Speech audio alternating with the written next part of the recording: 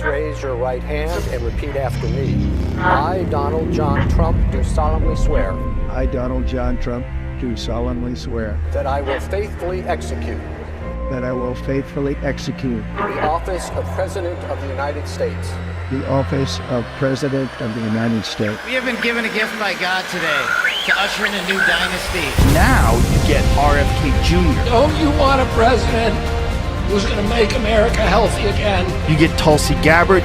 Putting our country in a continual state of war. You get Elon Musk and you get J.D. Vance. A hell of a way to start the next 4 years. The right-wing Avengers. We have an army of digital soldiers. Department of Defense under Donald Trump will achieve peace through strength.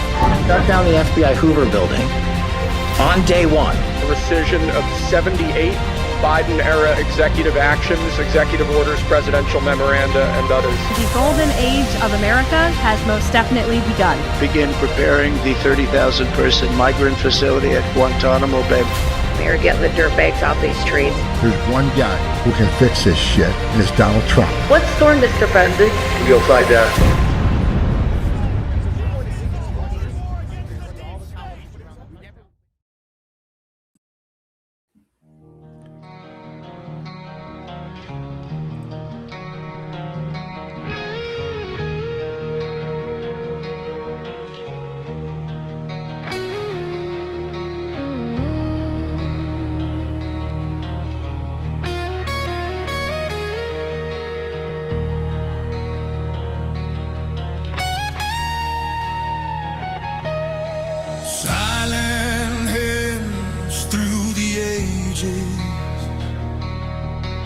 Guarding light in secret places,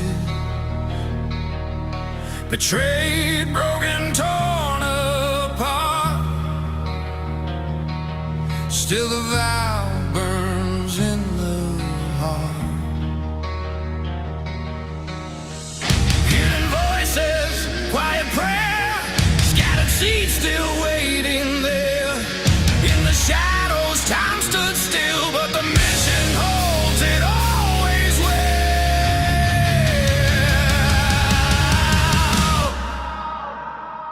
Nothing can stop what is coming. The fire, the thunder, the drumming. It's gonna be biblical. The final hour, truth revealed in holy power.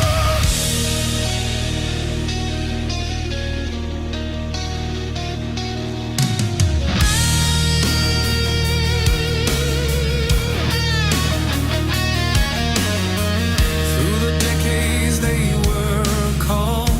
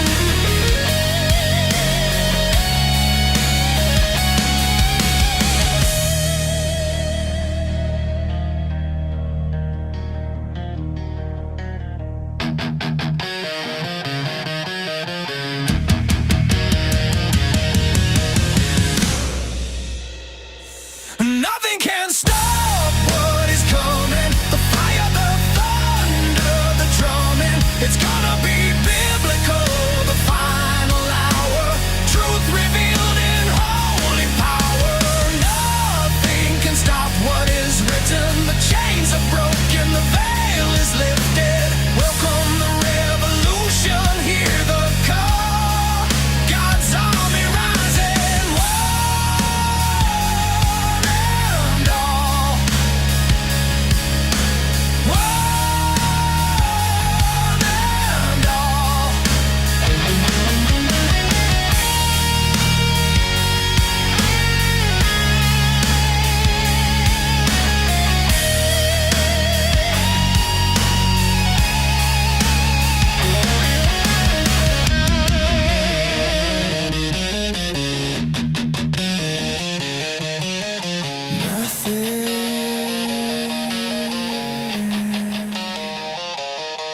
Can't stop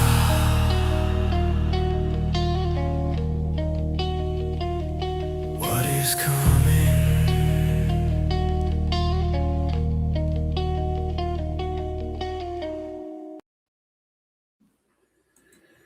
Good morning, good evening, good afternoon, wherever you are in the world. My name is Josh, and welcome to the Red Pill Project's Daily Dose, live with you Monday through Friday.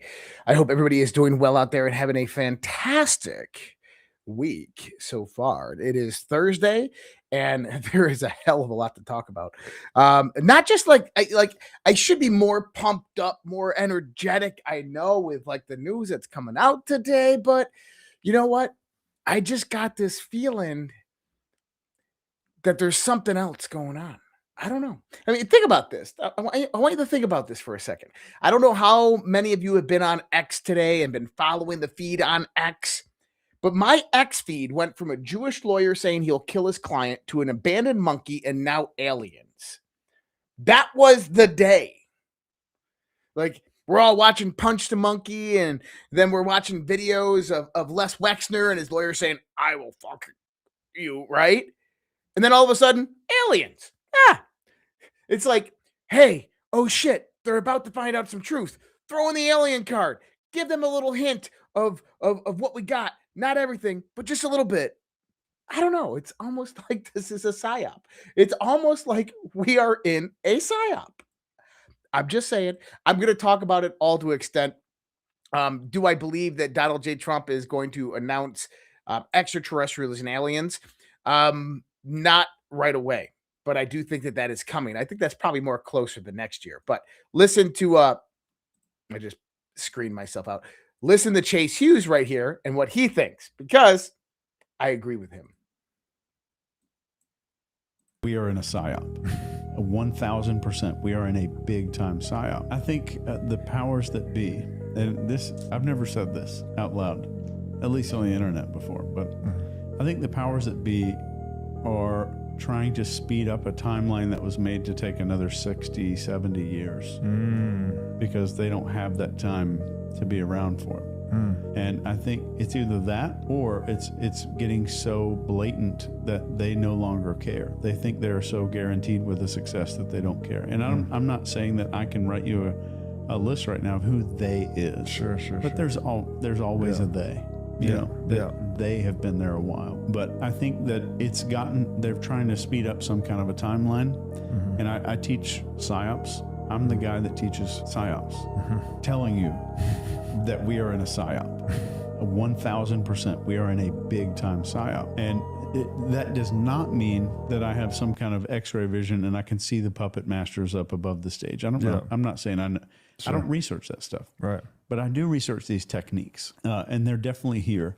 And it looks like this is the same process that's happened all over the world where PsyOps were sped up and weren't allowed to mature before the next phase began. And I think people are saying, well, this is bonkers, or this is ridiculous, just crazy.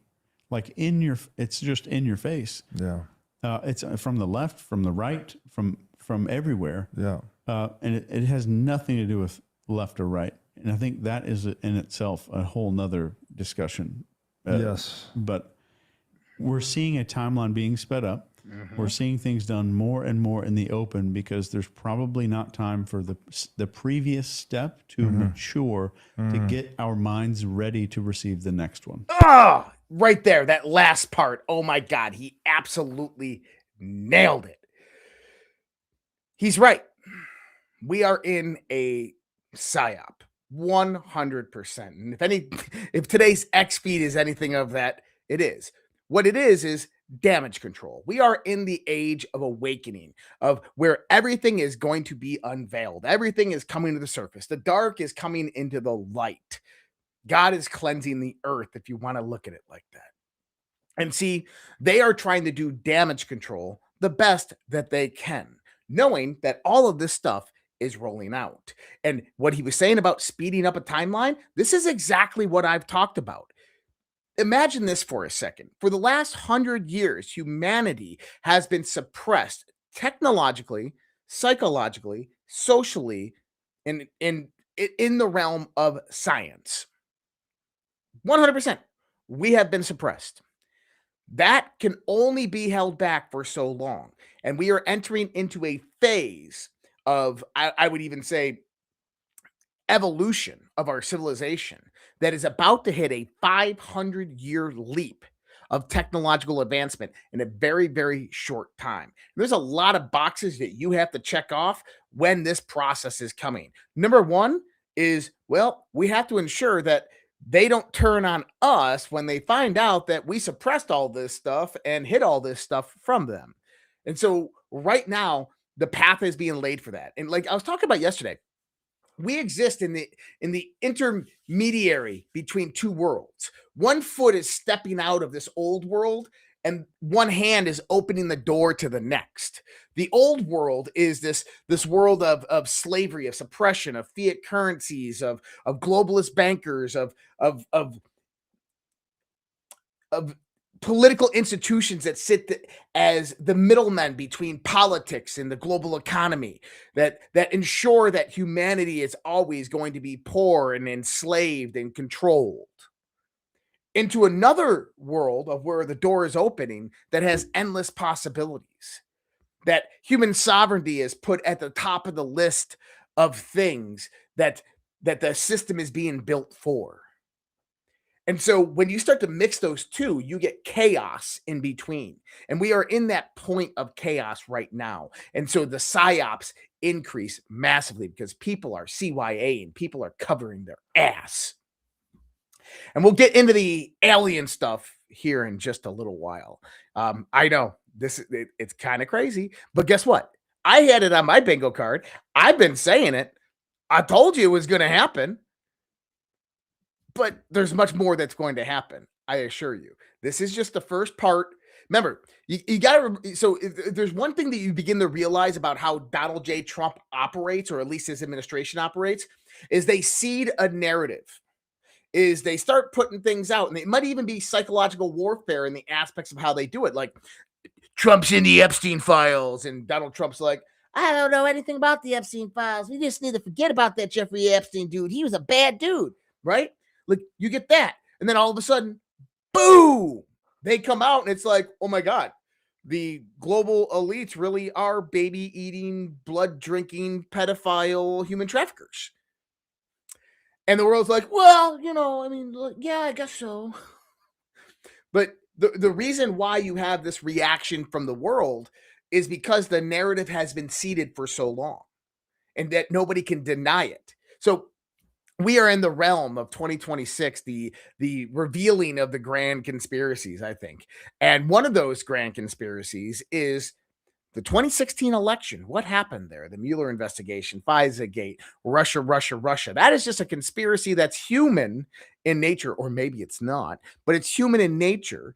And we are getting some headway on this. John Solomon today talking about this, and this is a banger. I want you to listen to what John Solomon is saying right here, because our estimates that we could see something in the next 3 weeks to 4 weeks in that time frame is becoming more and more clear with what we're hearing coming out. And by the way, this is seeding the narrative.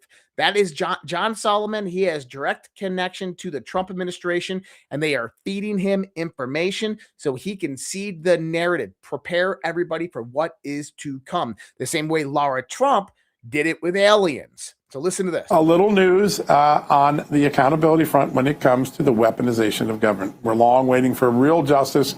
There are signs that the federal prosecutors in Miami, who are running a grand jury in Fort Pierce, Florida, looking at the last decade of weaponization, are definitely zeroing in on the former CIA director, John Brennan. Yet John Brennan's lawyers acknowledged he got some subpoenas and thinks he's a target of the investigation. But in the last few days, Just the News has confirmed that the prosecutors in Florida, working for the Miami U.S. Attorney's Office, have sent a secret request to the Senate. It's rare. This happens very seldom, asking for Congress to turn over evidence it has about an executive branch official, that official, John Brennan. What they're looking for are the testimonies that John Brennan gave about Russia collusion and Russia assessments from 2016, 17, and 18. Now, why is that significant? There's two reasons to look for it. The first is John Brennan's been saying all along that I know Jim Jordan referred me for prosecution, as my testimony doesn't seem to match my documents, but the Senate, the way I talk to the Senate, will exonerate me. Well, obviously those prosecutors want to get every record of what he told the Senate to see if it has any exonerating effect on the case. The second is another important sign. When Jim Jordan, the House Committee Chairman for Judiciary, referred John Brennan for prosecution, he cited his 2023 testimony, which claimed he didn't really try to get the discredited Steele dossier into an intelligence product that said that Russia helped Donald Trump win the election. Well, we know from his emails that John Brennan did. Well, that testimony is from 2023. It's within the statute of limitations. What was requested of the U.S. Senate, according to our sources over at justthenews.com, is from 2016 and 17 and 18, outside of the statute of limitations. Why should that be significant? Because it's a clear sign that, as we've been reporting, and as FBI Director Kash Patel first urged the Justice Department a year ago, they're looking at a conspiracy case, a case that can go back outside of the statute of limitations, like acts in 16, 17, and 18, and charge those as overt acts connected to crimes that occurred inside the statute of limitations. We've described that strategy a lot on the show, talked to a lot of lawyers about it. This is one of the clearest cases. Asking the Senate for almost decade-old testimony means that they're looking at that testimony as a potential overt act of a criminal conspiracy. So more on that tomorrow morning. When you wake up, all the details on this will be over at justthenews.com. But you got a grand conspiracy case like DNI Tulsi Gabbard was talking about back in March, that the documents that are being released are pointing towards a grand conspiracy that not only involves senior members of the Obama administration, but other intelligence agencies across the world. And John Brennan potentially will be the first one to fall. Now, you got to remember, you go back to Dan Scavino's post, and he had James Comey, John Brennan. James Comey was the first indictment. We'll have John Brennan come next. Oh, this is just going to get interesting. But I think that we could potentially see that indictment coming fairly fast, probably in the next few weeks. I think that this is the last pieces of evidence. And really, I think what they're going to do from it is once they get these Senate testimonies of John Brennan from 2016, 17, and 18, they're going to take them and then expand that out to other actors within the grand conspiracy and open this really wide open.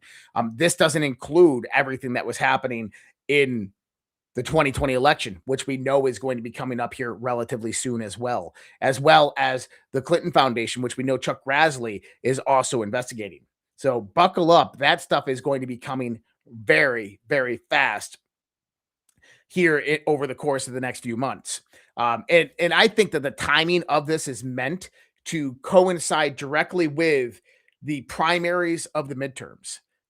The objective, I believe, seeding the narrative, psychological warfare, is to tell the story. Let the documents tell the story. Let the news and citizen journalists tell the story. Let the narrative be seeded. And then indictments come and flow. Kind of like what you saw today with Prince Andrew Mattenbout, right? Windsor. So nobody was surprised when he got arrested. Nobody was like, oh my God, why are they arresting Prince Andrew? Why? Because the narrative has been seeded over time. People have understood that his direct involvement with Jeffrey Epstein was illicit in some way, shape, or form, even though he was not arrested for raping teenage girls and trafficking teenage girls like Virginia Giuffre. he was arrested for leaking classified information to Jeffrey Epstein, which is kind of just a little different of a paradigm there for me. But the UK has their own problems. And right now, we're actually seeing the Trump administration ramping up a fight on freedom of speech and censorship with the EU. EU is fining Elon Musk and X. They're removing the X app from European app stores, and they are trying to interfere with the 2026 midterm elections. Now, I was saying the other day that you're going to find out, and that was what John Solomon was saying, that there's foreign adversaries that were involved in the steal of the 2020 election, but you're also going to find that there was foreign countries that are our allies that were also involved. And I mentioned it. I said the UK. You're probably going to hear about the UK. You're going to hear about Germany. You're going to hear about Taiwan. You're going to hear about other countries that played an active role in stealing that 2020 election. But primarily, it's going to fly all back to Europe, because they were one of the primary adversaries that acted as allies in that 2020 coup d'etat. Now, with understanding that, the Trump administration, the U.S. State Department, is developing an online portal that will enable people in Europe and elsewhere to see content banned by their government, a move Washington views as a way to counter censorship. The site will be hosted at freedom.gov. So the Euro elite still have power. The old guard still has its clenches within the infrastructure of the world at some level, although it's completely dismantled. I said the other day that it's only a matter of time. The central banking system is one of the last bastions to fall for them. And I think that we could see that relatively in the next year to 2 years as this new financial system begins to ramp up. But what we're also seeing is we're seeing collaboration right now, realignment on collaboration with Europe and China. Specifically, Trump is going after Iran. Now, he's doing this to take out Khamenei and the regime, the mullahs. I don't think it's going to be U.S. direct engagement or involvement. I'll get into that here in a second. But the UK is blocking President Trump from using their bases and potentially strikes on Iran per the Times. UK-US tensions are rising. The block is owing to concerns that it would be a breach of international law. Trump has withdrawn support for Karl Starmer's Chagos Island deal. White House is still reportedly preparing detailed plans for a strike against Iran. Strikes are expected to use both the Diego Garcia and RAF Fairford in the UK. These bases are home to America's fleet of Hemi bombers in Europe.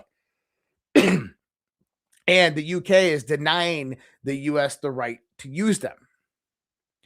Now, why is that? Well, you have to kind of look at the pieces of the global order and how they all nicely fit together. Russia, $12 trillion deal if the United States lifts sanctions. You have them reiterating the Alaska summit, talking about energy deals, explorations in the Arctic. Russia talking about going back on the US dollar settlement system, which means that they would abandon the BRICS created, Chinese owned and operated digital yuan Chinese settlement system.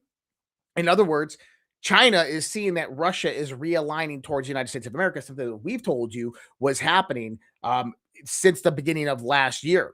Not only that, is Russia is that last piece of Chinese cheap oil and energy. And if they align with the United States of America, this basically pulls the wind out of the sails of China in the context of becoming a hyperpower. So what did China announce just last week? That they are going to be investing within the energy infrastructure within Ukraine. That's interesting. And then they came out and they started making more and more deals, both politically, defensively, and economically with the European Union. In other words, you're seeing a massive realignment of European interest away from the United States and towards China, and China itself is following in tow. And then Russia moving away from China, moving towards alignment with the United States of America. This is a complete transitional shift of global power, but in the context of Europe, it's very, very insignificant in how it affects Donald Trump and his administration, but it does help China out a lot. All right. So what we're seeing unfold on the global stage, I mean, listen, there's a war coming. I will say this again. I will say it every day until it happens. There's a war coming. The war that is coming is the same war that's happening right now, but nobody sees it. The war that's coming will be kinetic. It will be AI wars. It will be data wars. It is information wars. It is psychological wars. It is happening right now. And that's why I say a major war is coming, because this is going to escalate at some point. The reason being, China does not want to lose. And I've looked at this from multiple different points of game theory, kind of how Donald Trump's playing it. And when I look at China's next moves in the context of potentially losing Russia as a major alliance point, realignment with Europe, the United States and Russia teaming up together, China only has a few other options left to maintain their global positioning. And that is primarily to take Taiwan. They take Taiwan, they can control massive trade routes, and they can control 78% of chipset generation in the world, and therefore expand their AI dominance to compete with the United States, who's basically going out there and sucking up all the energy reserves. If that happens, that is going to lead to some type of kinetic conflict. I don't know when. I don't know how bad it will be, but I do believe that it'll happen relatively soon. Now, I don't think that this is Xi Jinping's actual intentional moves.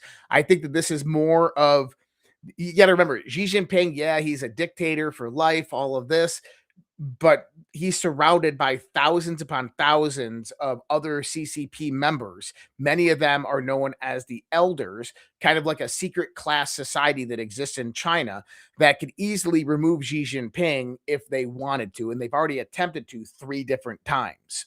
And so he has to basically walk on eggshells with the moves that he's doing as we move into this multipolar world framework. But see, China doesn't want a multipolar world framework unless they can lead the world in that framework as a hyperpower.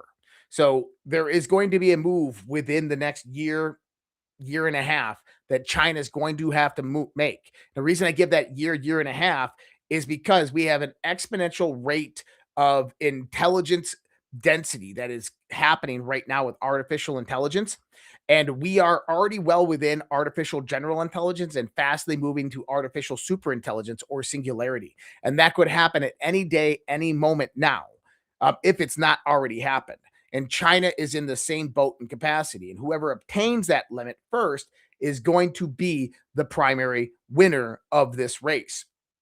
Now, as this begins to move forth and push forth, Trump is going out there and limiting resource allocation to China. Well, China is limiting resource allocation to the rest of the world and the United States of America. And we have this kind of economic ebb and flow going back and forth between the United States and China in this silent kind of domain of war. The next parts of this are going to become more and more real. We can potentially see oil and gas prices skyrocketing back up 20, 30%. We could see shortages on rare earth minerals and raw materials that are coming out of China. Silver prices skyrocketing back up. China currently produces 73% of the global industrial silver. They produce 34%, but they manufacture and process over 73%.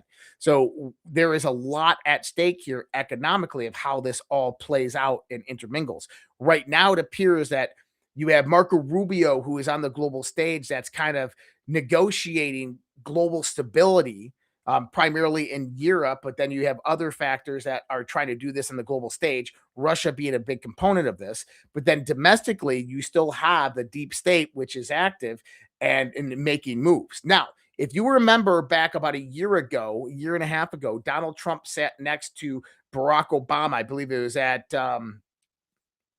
whose funeral was it? It wasn't Dick Cheney's, because that was, it might have been Dick Cheney's, but sat next to Barack Obama at a funeral and said, oh, we should talk. I don't know if a deal was made. I have a feeling a deal was made with Barack Obama. That's just my thoughts.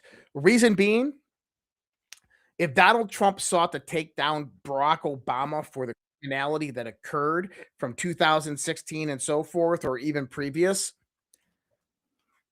that would have massive negative ramifications. And I think that the polling on that makes sense. I know how you and I feel, but I'm just saying, I think deals were made. That's why I think that Barack Obama's comment the other day about aliens was actually pre-planned. I think that that's why Donald Trump's comment today about it was an initiation of all of that. Just my thoughts. Not that they're working together, but I think that we are going to see a lot of the deep state actors get taken down. John Brennan, James Comey, Andy McCabe, Rosenstein, Hillary Clinton, hopefully Hillary Clinton, these types. I don't know if they're going to go after presidents. I think that this is why he's deviating from Bill Clinton and Hillary in that first part, is because he doesn't want to interfere with that kind of that presidential class, if that makes sense. I'm just kind of, it's Carter's funeral. Thank you. And I'm just thinking here, kind of strategy wise, when I'm looking at this. Now, I could be wrong. He could go after Obama. He can go after Bill and Hillary Clinton. It's a good possibility. Or it can happen indirectly that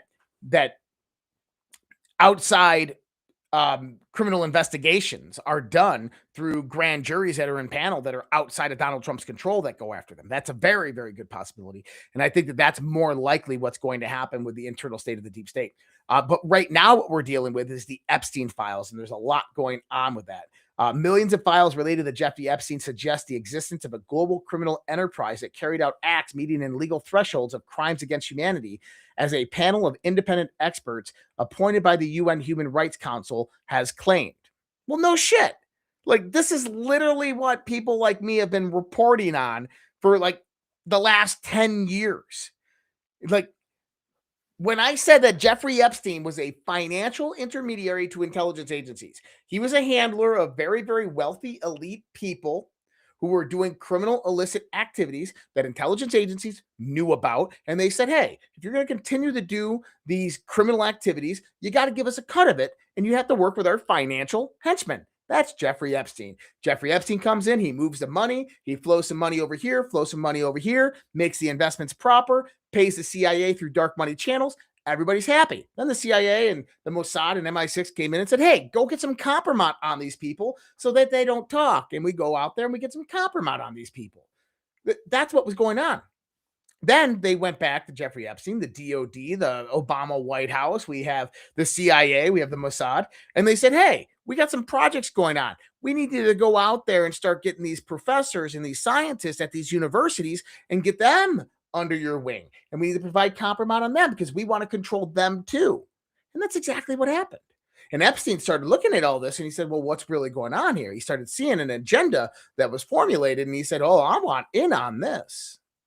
And so he started pushing his own agenda within all of it. But it wasn't really his own agenda, because one of the families that Jeffrey Epstein was a handler for, and we already knew this, but this came out in the Les Wexner testimony, is the Rothschild family. That Les Wexner even says that Jeffrey Epstein was basically their financial advisor. In other words, their financial henchman, their intermediary between the intelligence agencies and the Rothschilds was Jeffrey Epstein. And in other words, how did the Rothschilds communicate, move money, fund, and operate in the real world without integrating and influencing politics or intelligence agencies? Well, Jeffrey Epstein was that intermediary who made those connections and did their work for them. Meet in private, because remember, they were old school, prehistoric tools, prehistoric communication levels. They were old school. He would go out there, meet with them. Okay, I got your agenda. Now I go out and I give the orders and commands to people in political positions, and that things start moving. That's what was going on here. So a lot happening with the Epstein files. We saw Andrew Mountbatten Windsor arrested on his 66th birthday. I found that kind of interesting. This is in relation to the sensitive and classified information he was sharing with Jeffrey Epstein. It's not from the fact that he did horrific crimes against young girls, probably even murder of Virginia Giuffre. That would be my assumption. Nope, they didn't care about that, but they cared about him sharing classified information. Go figure. When I was talking about a Jewish lawyer telling his client that he would kill him, I was talking about Les Wexner. Now, this is interesting. People are like, oh, he's just joking with him, man. He's just joking around. He's not joking around, guys. He's absolutely not joking around. Watch this right here. It was just regularly done.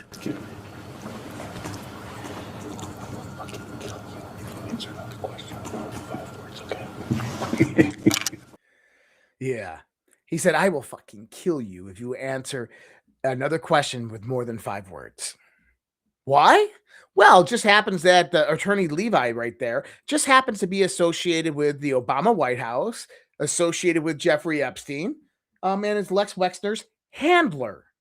In other words, Lex Wexner, when he was out there and he's talking about how Jeffrey Epstein basically embezzled $1.2 billion of his preferred stock from his trust, he's like, I didn't know any of this. And I don't think Les Wexner was playing dumb. I think Les Wexner was basically utilized by intelligence agencies, by the global elite. He had a handler. His handler was Jeffrey Epstein. He did what he was told to do. And now with Congress out there deposing him, his lawyer comes in, who's his handler, and is ensuring that he's doing what he's told to do. In other words, one of the most wealthiest men in the world is a controlled asset. Think about that for a second, because that begins to show you where real power is actually wielded. It's not within the wealth class. It's the people that hold all the cards of compromise. It's the people who hold the cards of true power, and that is the ability of influence in making other people disappear. This was interesting. So the Israeli mission to the United Nations in New York installed and maintained security systems for years at Jeffrey Epstein's apartment building in Manhattan. Now, that's interesting because they were spying on the United Nations. Just like what we were talking about with Zorro Ranch between Sandia and Los Alamos, is that was a point of compromise that was being utilized. Jeffrey Epstein's positioning of Zorro Ranch between Sandia National Laboratories and Los Alamos National Laboratories, bringing in scientists. You have listening posts out there. They were stealing state secrets, probably for Israel and MI6. That would be my guess.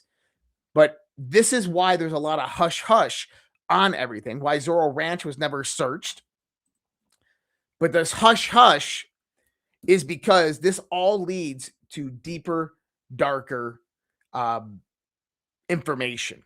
Because once you begin to press, okay, well, he was listening in at Sandia and Los Alamos, and well, that's national security. And once you get into national security, now you find chem activity between Jeffrey Epstein and Regina Dugan at DARPA. You find connections to the Obama White House with Kathy Rummeller. You find connections to the Department of Defense because of Metabiota and then Black and Veatch, the Defense Intelligence Agency, and Ukraine Biolabs.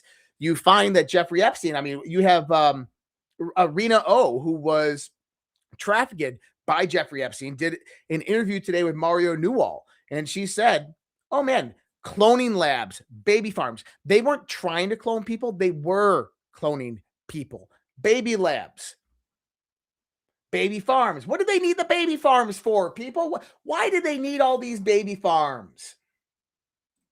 I will tell you exactly why they needed baby farms.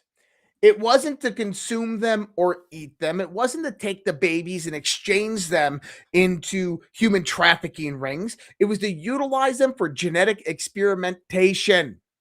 And guess who was involved? Your own government, the Department of Defense, the Defense Intelligence Agency, the Central Intelligence Agency.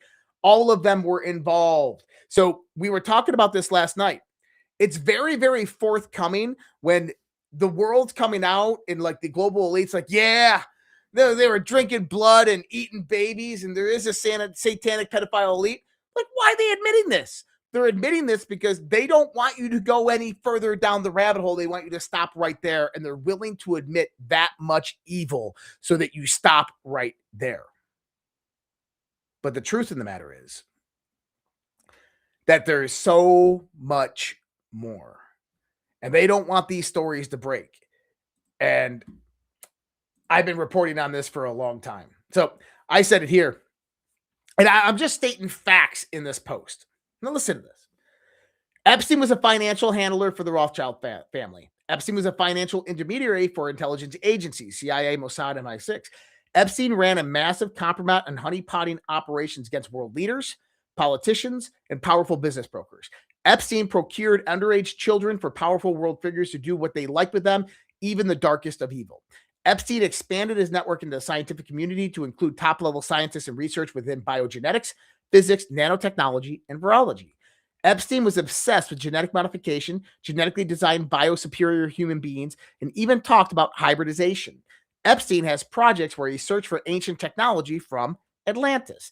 Epstein had a relationship with Google's founders, Bill Gates, royal family members, Regina Dugan, former head of DARPA, and direct relations with the Obama White House. In other words, Jeffrey Epstein was not just a predator or a financier. He functioned as a covert influence broker sitting at the intersection of money, power, intelligence, access, and elite social networks, helping to progress an agenda. What agenda? Biogenetic manipulation.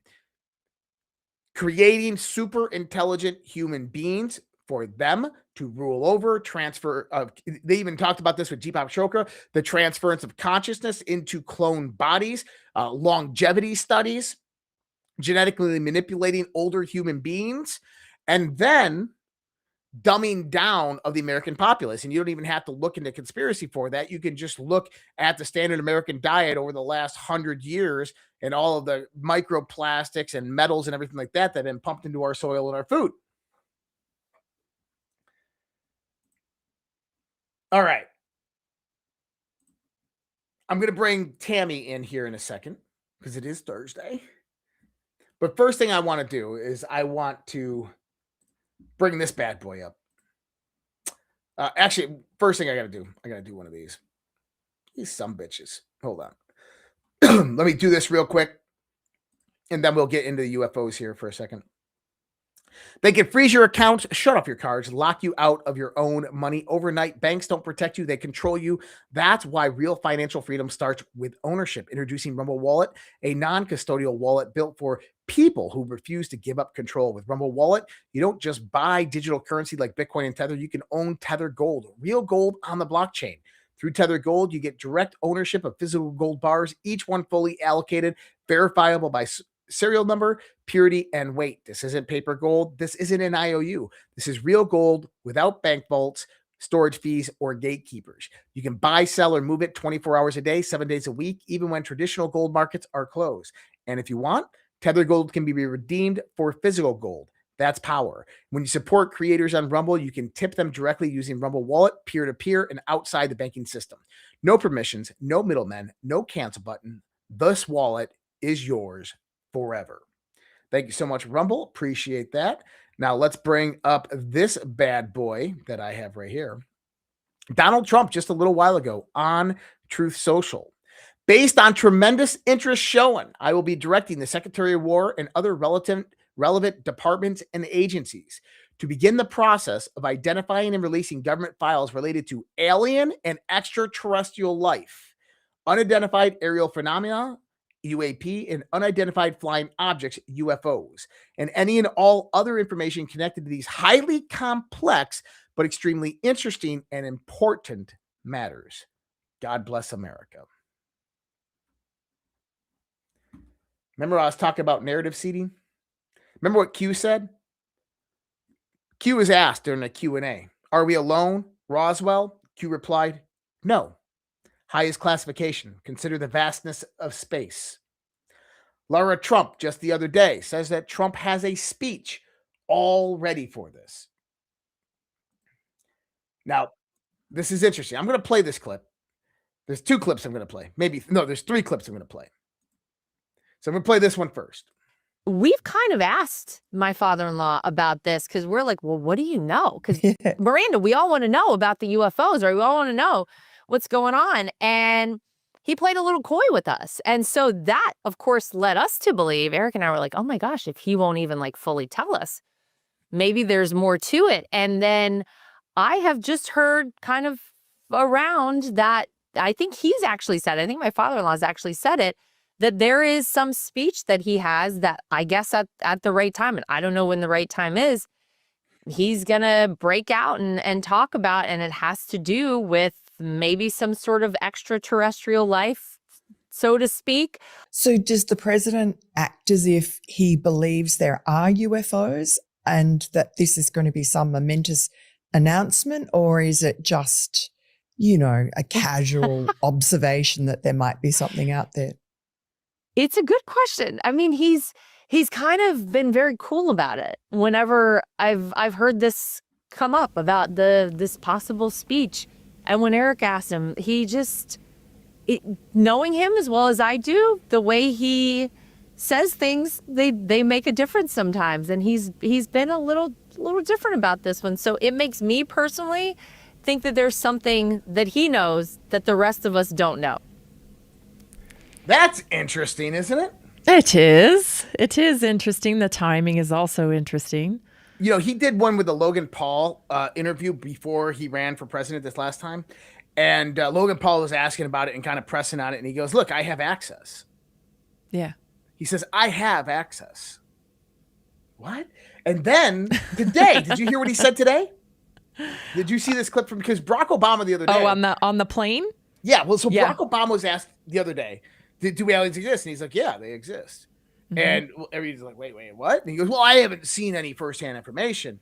But then Trump, and people are like, he's joking. Guys, you don't understand Donald Trump. Yeah. Okay. He's president. He's in a very powerful position. He's not going to joke about this topic. But listen to what he says here. Something that got a lot of attention this week. Barack Obama said that aliens are real. Have you seen any evidence of non-human visitors to Earth? Well, he gave classified information. He's not supposed to be doing that. You know? So aliens are real? Well, I don't know if they're real or not. I can tell you he gave classified information. He's not supposed to be doing that. He made a big mistake. He took it out of classified information. No, I don't have an opinion on it. I never talk about it. A lot of people do. A lot of people believe it. Do you believe it, Peter?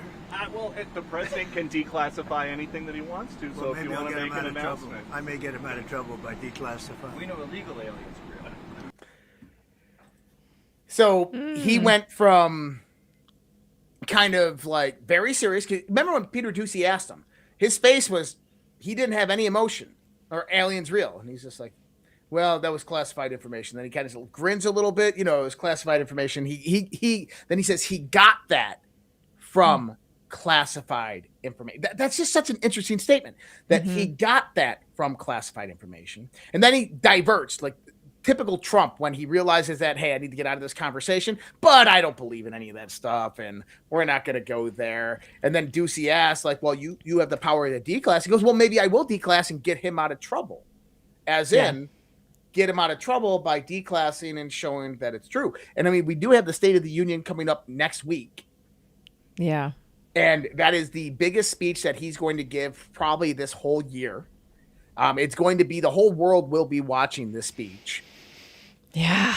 And he just set today the declass all of these records, and there's no timeline. So that means, like, listen, do your review and get this stuff out there. Remember, during his last administration, in December of 2020, he gave Congress, gave the DOD, agency, CIA, DNI, all of that 180 days, and they never met the deadline. And even today, they haven't met the deadline. And he just did it again. But this time, he did it differently. Back in 2020, if people remember, it was all about the declassification of unidentified aerial phenomena, UAPs. Today, he came out and he said aliens, extraterrestrial civilizations, UAPs, and UFOs. That's a much different scope. So I think that we actually might get something this time. What do you expect to get? That's a good question, because it's not what I expect to get. It's what I expect in the paradigm shift, right? Okay. So there is, I was talking about this last night on the show, and I think that this is a really interesting perspective. When I say aliens to some people, they're going to say, no, demons, right? Mm-hmm. Right. And then when you say aliens to some other people, they're like, oh, they're all interdimensional, right? Like there's people who don't want to kind of deviate outside of their belief structure. And that's fine. That's complete. If you want to call them angels and demons or just demons, that's completely fine. But here's the thing. Aliens, extraterrestrials, interdimensionals, angels, demons, here's the one thing that they all have in common. They're all expressions of consciousness. Okay? They are all things that are expressing intelligent capabilities and consciousness. And so I'm not going to put those things in a class system and rank them and say this is that or this is that, especially since I don't know. I've had my own encounters with these things. And from what I've had in my encounters is it's not evil at all. It's not scary. It is scary in the context that you're in a situation that is foreign and kind of fearful, but there's no overwhelming sense of fear coming from the things that you're interacting with. And I you don't didn't feel a sense of harm? No. Is that what you're saying? Yeah. Not at all. Never. In all the different times that I've had these experiences in my life, never once that I have a sense of harm. I was cautious. I was vigilant, but I was much younger when a lot of these happened. I was in, my single digit 5, 6, 10 when a lot of these things happen. And then then in my late 20s and early 30s, I had a few situations that happened that were more kind of spiritual oriented, but very much the same. And since then, I've always just kind of put all of this stuff that they're not separate domains. It's not like you have extraterrestrial civilizations that live on other planets. You have interdimensionals that live in different dimensional realities, or then you have spirits, or then you have demons and angels that are like, God and Satan. And like, I don't look at it like that. I put it all in the same domain and context because I believe it is all the same type of expression of intelligence and consciousness. Not the same, but they're all just varying differences, expressions of consciousness in life. In God's universe. Interesting. Haven't heard it described that way before. I don't know what I think about it. I don't know what. Have you ever had experiences? I've had, I don't know. No, not with like an entity, I would say. No. We need to get you some. Yeah, I don't know. I think my curiosity right now, especially Josh, is just exploring human biology and understanding our own capabilities. I am so fascinated with that. And I think there's not enough focus on that. We're constantly looking for, the next discovery, the next thing that is going to, stimulate us, I guess. Like, oh, this is so exciting. And I just think there's so much still in here, heart-centered and, within our own neurology that we haven't even begun to tap into yet that, I don't know. I just don't really care. So, you might find this interesting. So we talk a lot about AI and how AI is going to completely change the realm of spirituality, of physics, of science, of the world. We're going to get into that conversation here, but listen to this, because this is not, nobody's really talking about this, but there's a few different studies that came out pertaining to this. It's still relatively new. In January 2026, CERN is utilizing an AI to analyze all of its data. The AI flagged a collision signature that changed dependent upon two variables. Okay? So it was the same energy collision, the same particle collision, but it changed based upon two variables. Okay. The two variables were whether people were in the room or not in the room. Ooh.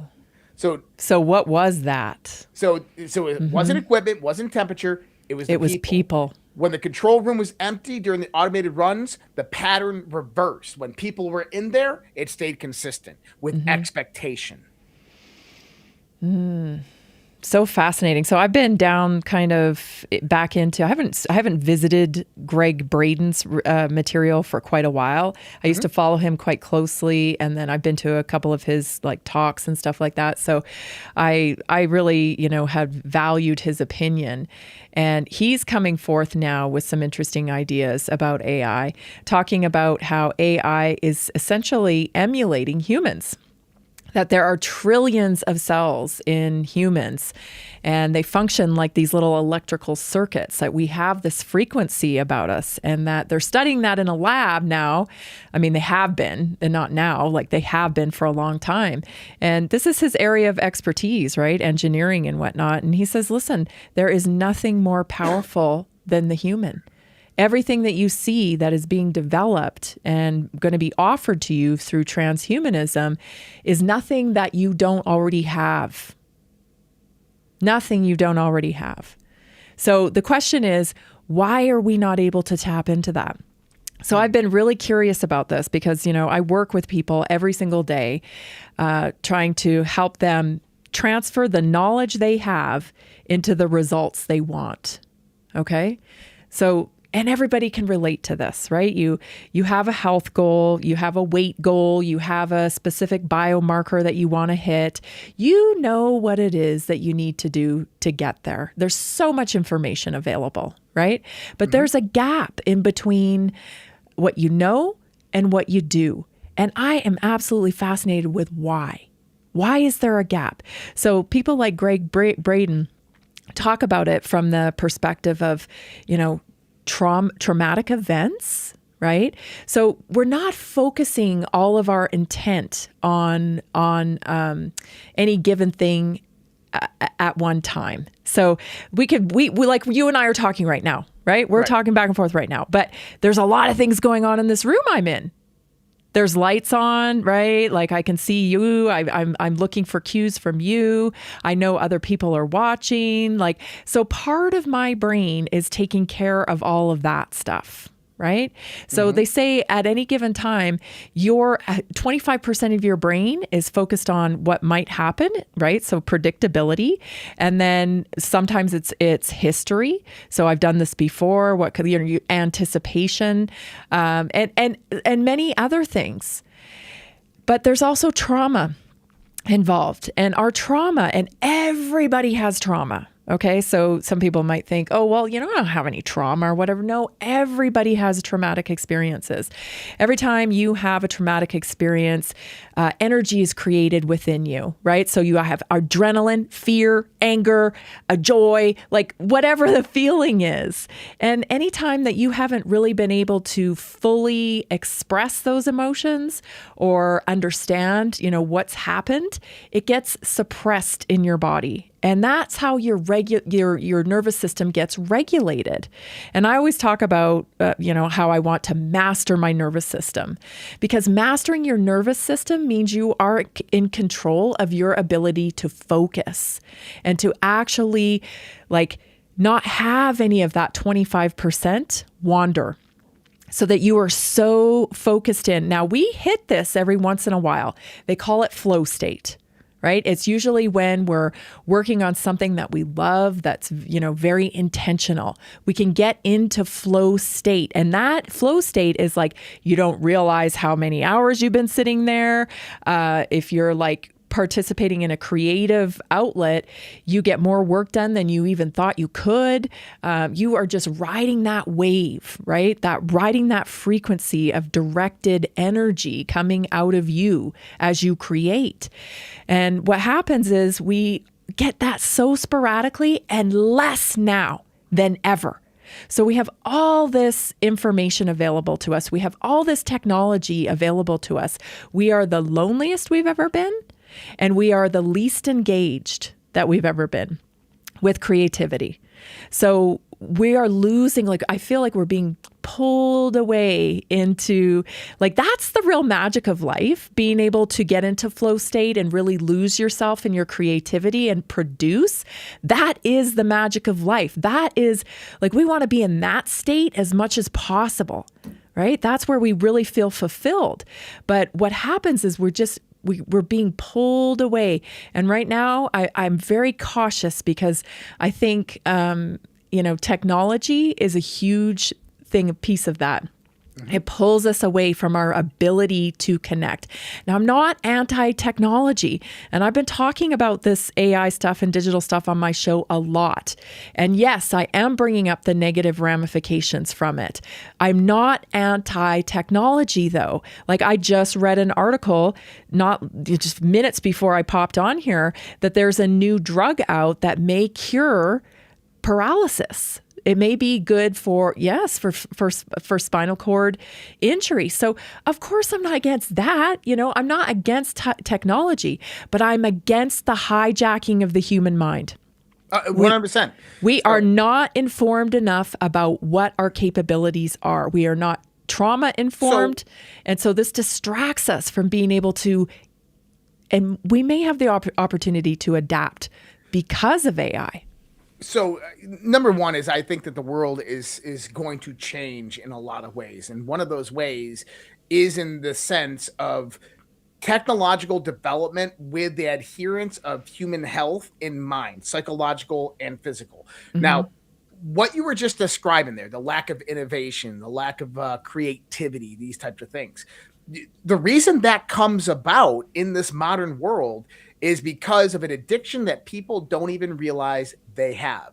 And, and it actually goes back into the aspect of the flow state. So there was a book out there a while back, Mikhaili Csikszentmihalyi. His name is like 20 characters long.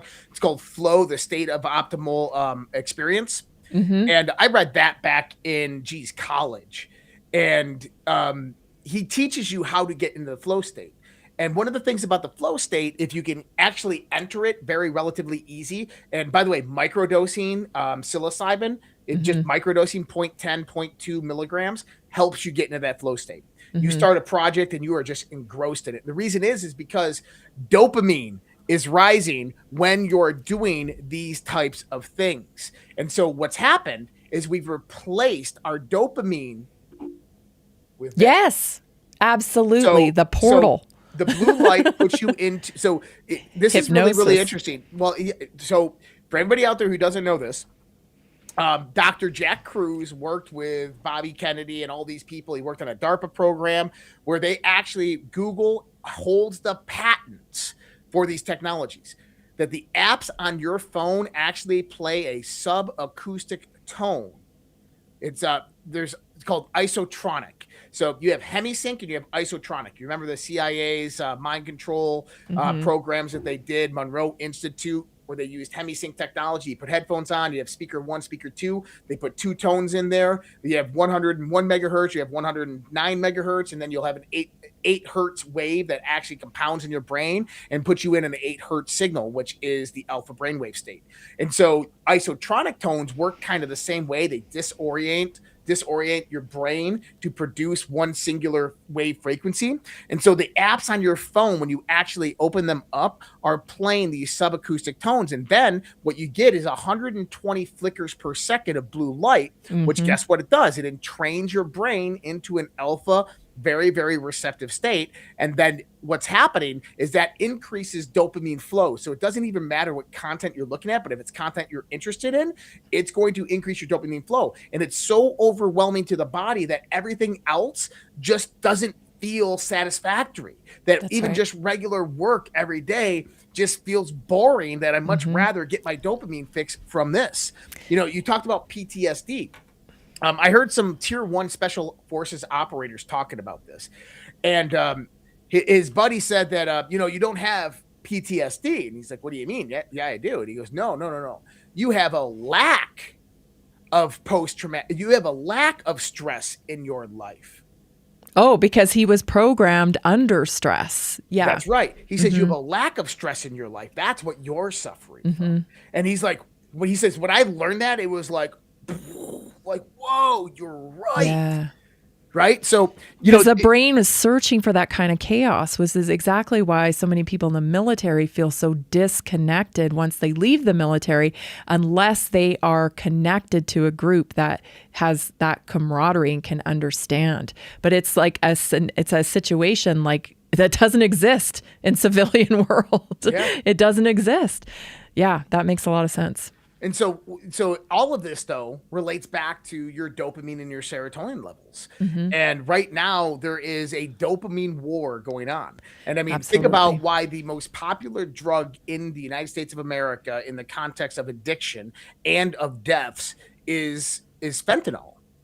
It's a dopamine precursor, right? All it does is spikes up your dopamine levels. So we have to understand that we have to get out of this funk. And like right now, my computer, people will see me on some shows and it'll be like a red glare. And the reason that is because I turned off my computer is I got a pretty highly advanced computer, but I turned off all the blue light on my computer. So it it goes to a red light, I guess.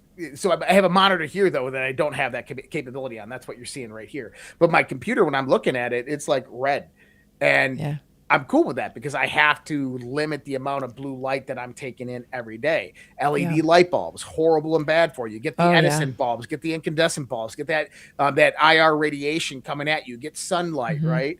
But we have to begin to learn how to reset that. But I think that AI, if AI is developed for human innovation and the human experience and for bettering human life, AI is going to call this shit out.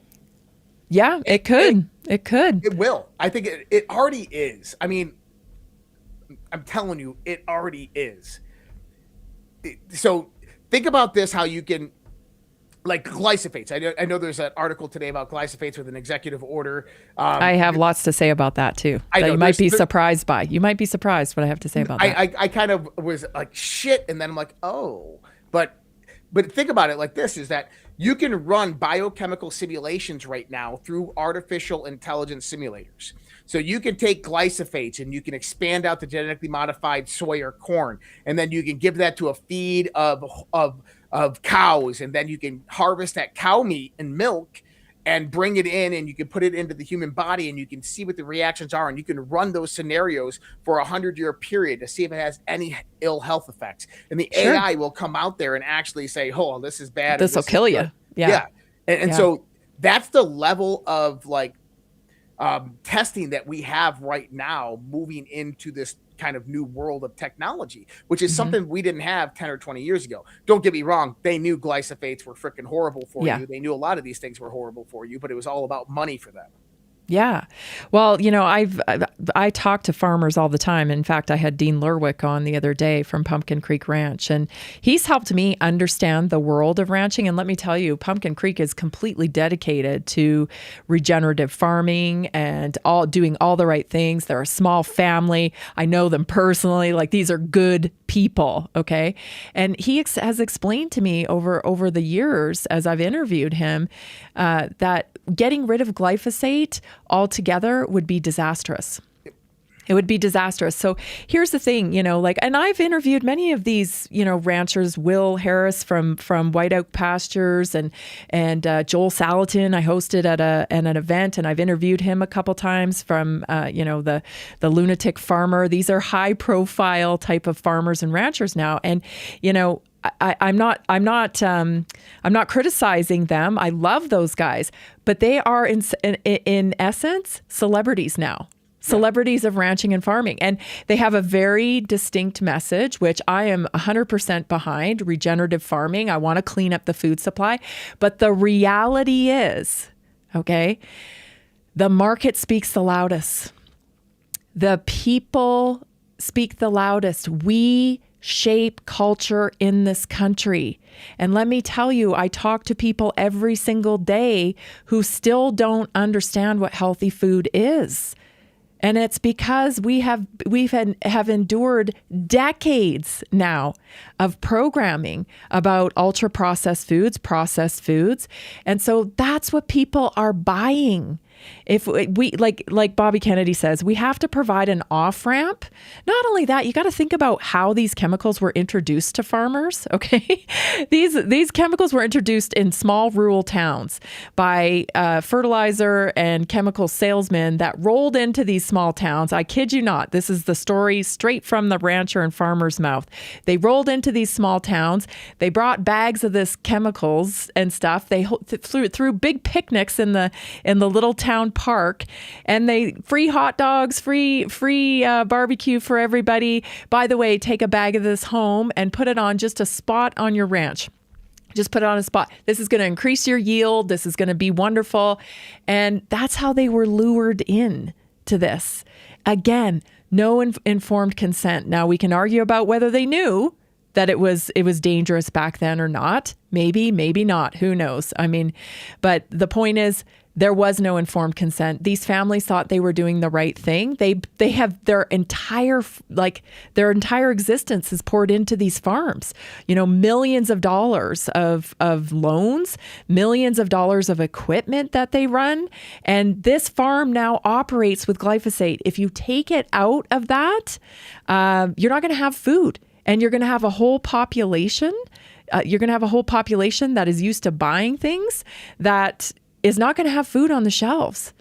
Like, really, no food. And I understand poison is bad. Poison is very bad. I'm not for poison, but this has to be done the right way. And so I wasn't surprised today when Trump made that announcement. I was not. You have to understand, like, Virginia farming is very different than Nebraska farming. Right. Geographical location is an issue. And if you have erosion that you're dealing with on your farm, if you can't keep the soil down because it's too windy where you live, you've got to use these types of strategies. It's all the tools they have right now. So it takes time to pour back into soil, to turn it into a sponge, because eventually that's ultimately what you want. You want your soil so beautiful, so enriched that when water falls on it, it's like a sponge and it just sucks it up. Right now, that's not what we have, because we have ruined through industrial farming so much of our soil. Yeah. So this is a tool they have to use right now. I hate it too. One of the interesting things I saw about it, though, on the executive order, since it's a Defense Production Act, it means that it engages American companies. Mm-hmm. So the number one supplier of glyphosate to the United States is China. Yeah. Well, there's another chemical too called paraquat, which is deadly, and that has been banned now. So right. But China is the primary importer of glyphosates into the United States of America. And under the Defense Production Act, Trump is actually saying, we're bringing all production over here to our country. Mm-hmm. So that's good. That's good. But then also that's good because, my hope is that we deviate away from this type of shit. Well, we have an answer. The lasers. Have you seen this? No. So they have these. So we have an answer. But I was talking to Dean earlier this week, and I asked him about it, and he said he's very excited about it. These are like, for lack of a better way to describe it, it's like a Roomba. A giant Roomba that goes through and it actually zaps weeds and it kills them at the roots, and it also kills invasive insect species. So this is really a powerful thing. So it could totally change farming. Again, we have to be patient here with an off-ramp for these people. We have very few farmers and ranchers left, everybody.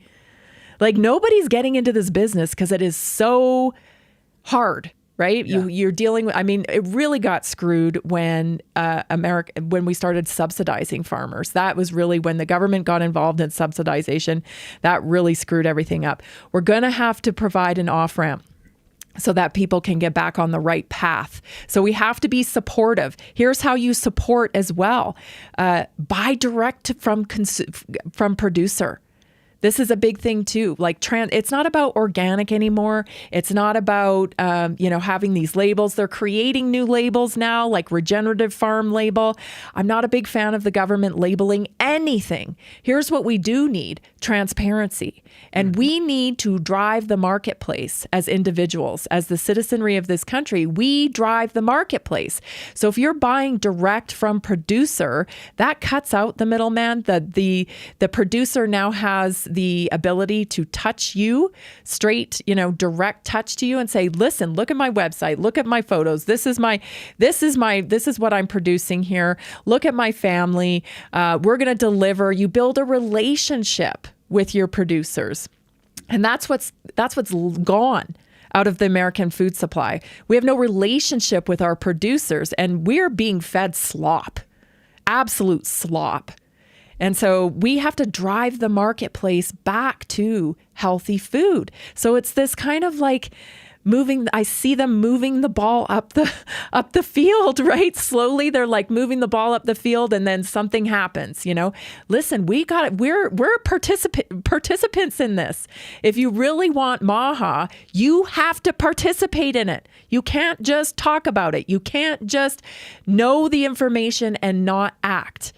You have to participate in this. We are able to direct what happens with where we spend our money and how and our lifestyles, right? We're sending direct message. You know how many people are tapping out of health insurance nowadays because the scam has been revealed? Oh, it's a huge scam. Well, not only that, I mean, live in a blue state or a blue city.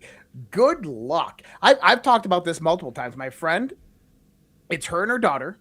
Yeah. Yeah. This story is mind blowing. $1,600 a month for health insurance for her and her daughter. Okay. Mm-hmm.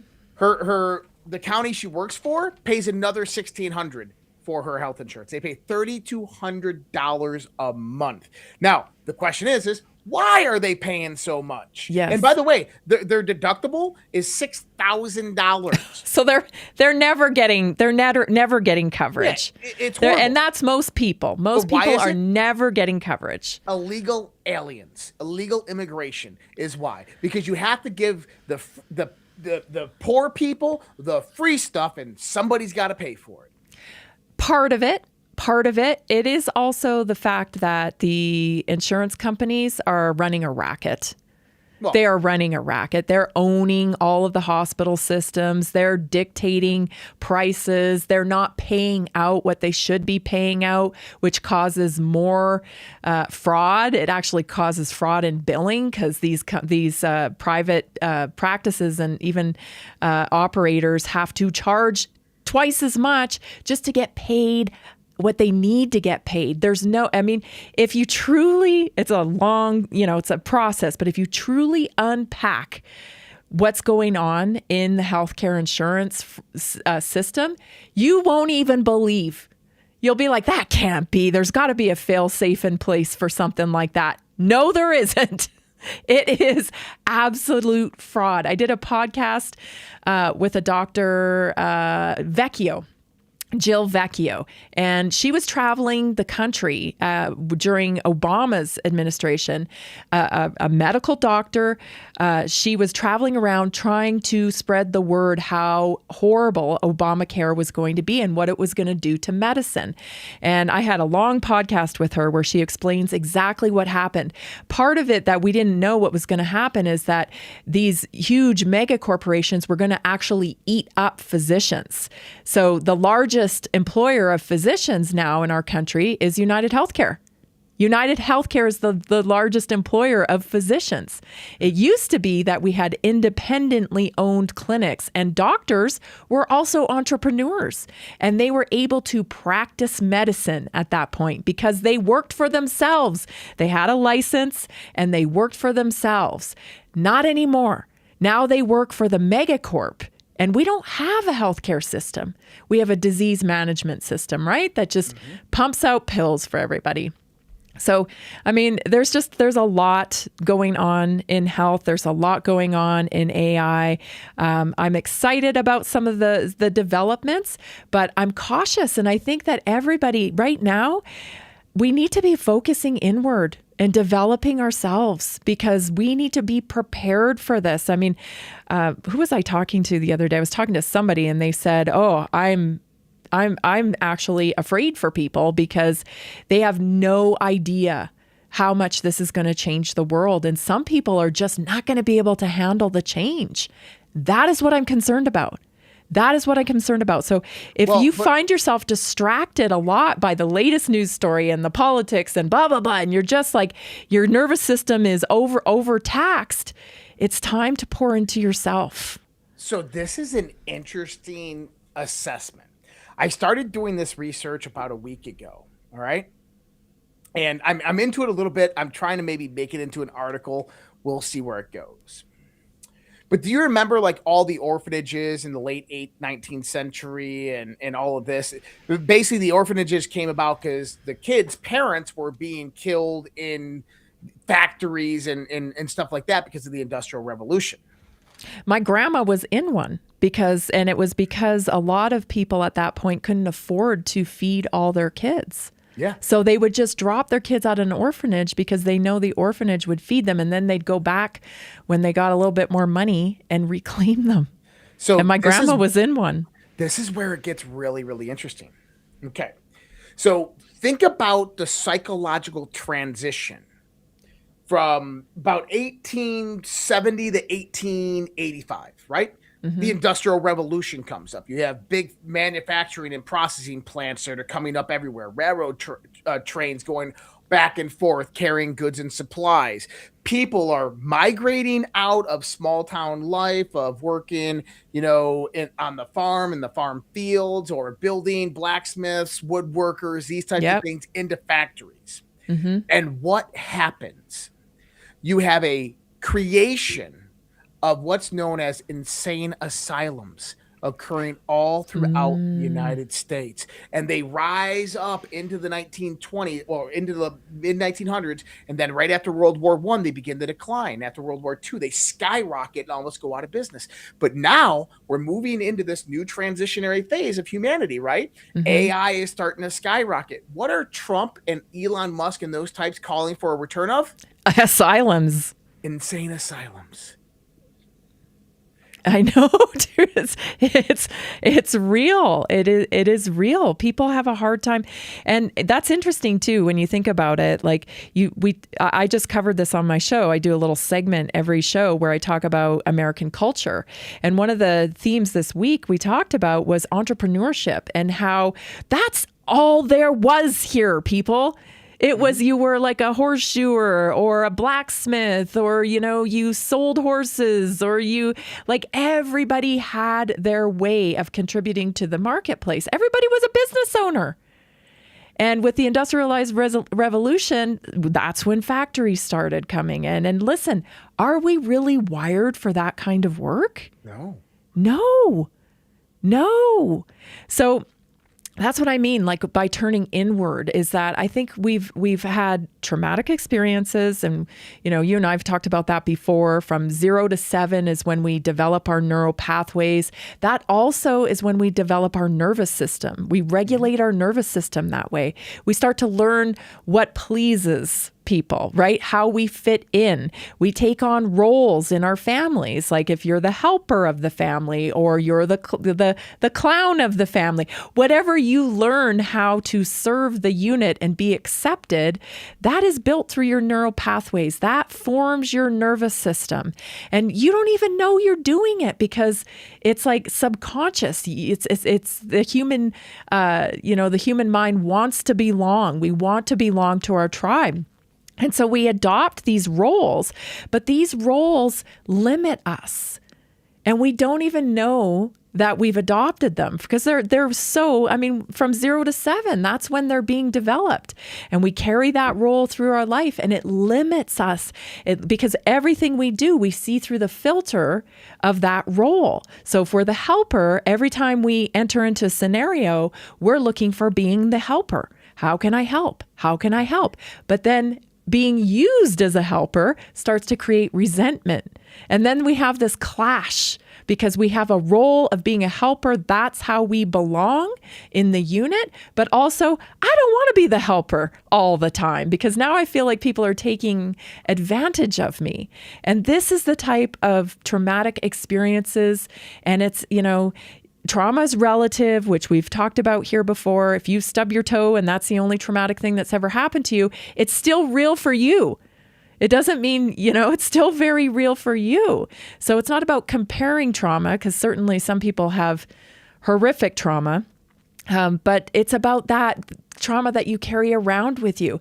Trauma isn't what happens to you. It's what happens inside you, as they say, how you cope with it. So what role are you playing because of these traumatic experiences? I got a great example of this for people. Okay. Of how this actually affects your body. And I know that Dr. Peter Attia was in the Epstein files. Yes. But I heard him talk about this today, and I'm like, that is brilliant.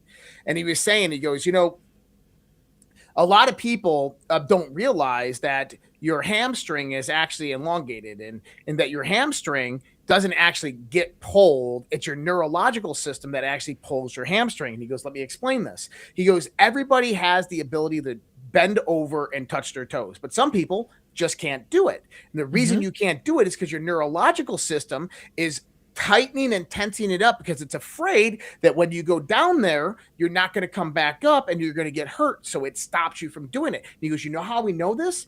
Because when people are under general anesthesia and they're on that operating table, we can contort their body in any way, shape, or form. And guess what? It doesn't matter who they are, but we can move their hamstring, bend their body over, fold them like this, and their body's completely fine. But the moment that that mind goes back in there, you can't move them. They're stiff as a board.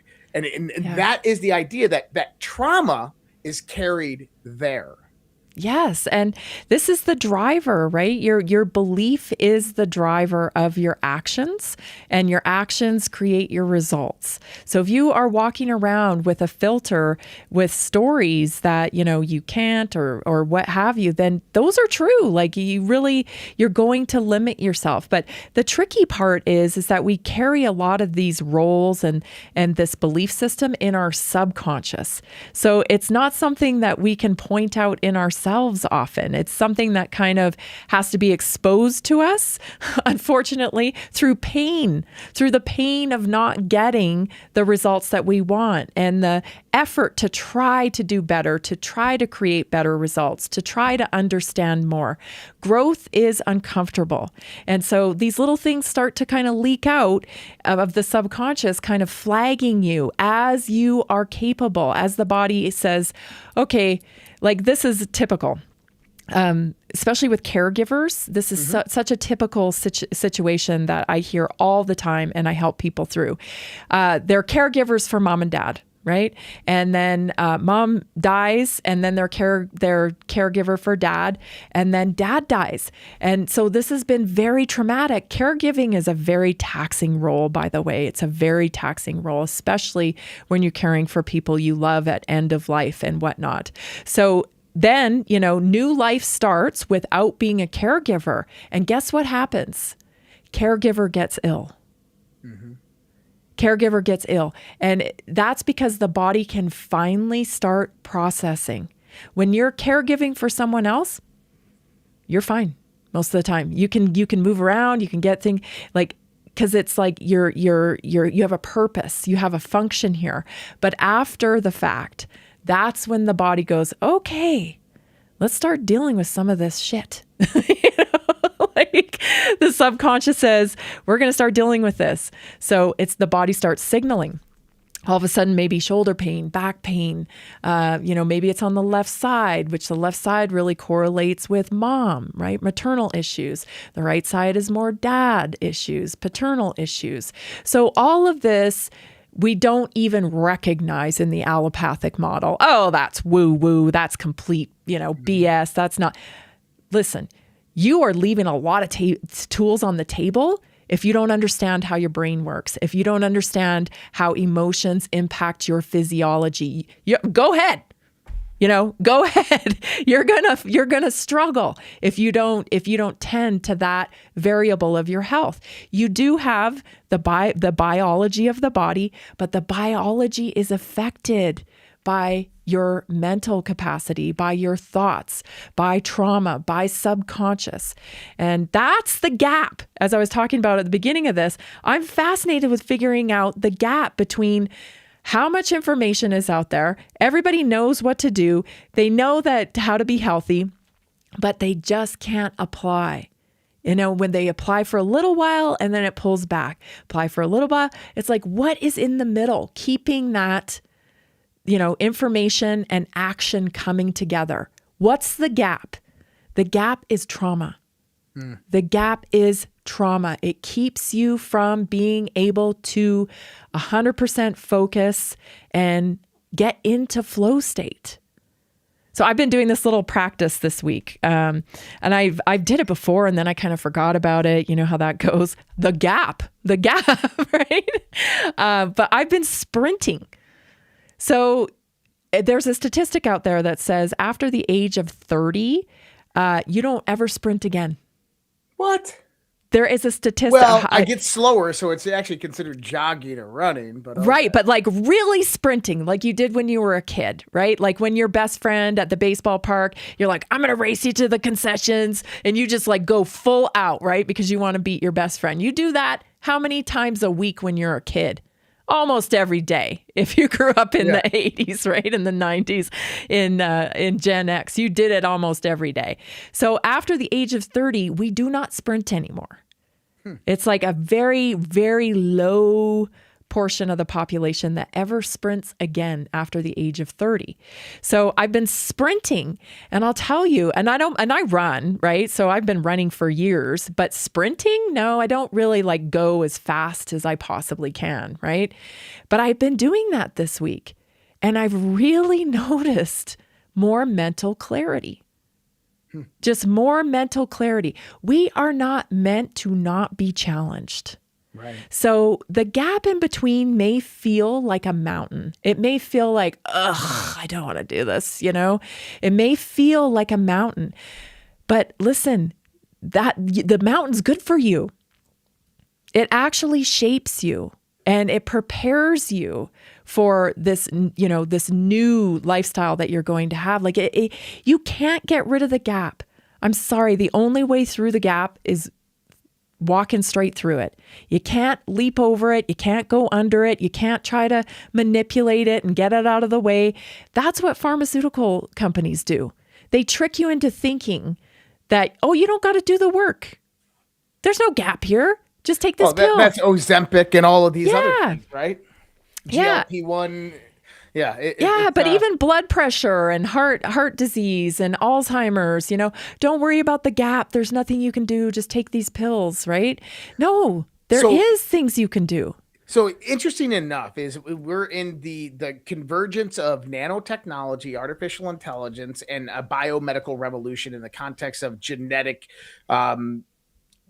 modification, right? Mm-hmm. And I honestly, this is my prediction that the next 20 years of biopharma is going to be not a pill for every ill, but undoing the damage that they've done to the human body over the last 50 years. Dude, we are already there. We are already there. I call it medical wreckage, because if people had been told before they've been on medications for a decade, 2 decades, if they were told at the point of signal, and I don't call symptoms, I call them signals, because a symptom is just communication from your body. Right. And it's a good thing. We should be grateful for the signals from the body, because they tell us something's going on. So if we'd been able to steer people towards root cause and understanding, and away from the allopathic model to correct the body and get to correct from root cause, we would not have the 76% of chronic illness that we have in this country today. Oh, I agree. We would not have it. More often than not, what I help people undo is damage from pharmaceutical products and surgeries. And I honestly think that people are wondering why Trump was making deals with big pharma. And I was telling myself that I bet he went in there and he basically gave them an ultimatum: undo the damage that you've done with new technology as it comes about, or there's going to be consequences to face. And I think that big pharma and big tech have a convergence coming, and that they see prime opportunity that like longevity treatments, right? Mm-hmm. You know, David Sinclair, that just created their FDA trials. And by the way, it's a modified adenovirus that does something. I don't remember what the hell it was, but it's supposed to work, and it's supposed to take 30, 40 years off your life. And in actuality, what it does, it makes you younger and allows you to live older. Now, if that's the thing, is that people are going to need that injection every 25, 30 years. And I guarantee you that when big pharma owns something like that, that's going to be a mortgage. That's going to be $150,000 for you're 50 right now. You want to go back to 30. That's $150,000. You're going to pay for that over the next 20 years until you're 50 again, and then we'll reset it again. And then by that time, that's how they're going to do this. And it'll probably be, doses that you have to take every year or something like that. But and then, designer kids, that's going to be a massive multi-billion massive market. And then when you start getting into clones, like being able to clone a human body without a neurological system, because that's the only way that they're going to be able to legally do it, but just for organs, right? For if you need organs or anything like that. But then I checked in on Ray Kurzweil the other day. I checked in on him. That guy, he ain't doing too well. He's like, I don't know if he's taking his own juice or what, but he seems to be slowing down, to me, in my opinion. But he's saying, 2045, like he's already, and there was like what I call a breadcrumb out this week where Meta has announced that they are going to keep dead people's Facebooks alive through AI and continue it. You're going to have a setting where you can continue it to post like you're still here based on, just the patterning and your previous posts throughout the year. They have so much data on you now that they can do that. And that to me is a breadcrumb, because that's what Ray Kurzweil is actually working on. He wants to create, he's working on longevity, but he's also working on large language patterns that you can have an avatar with.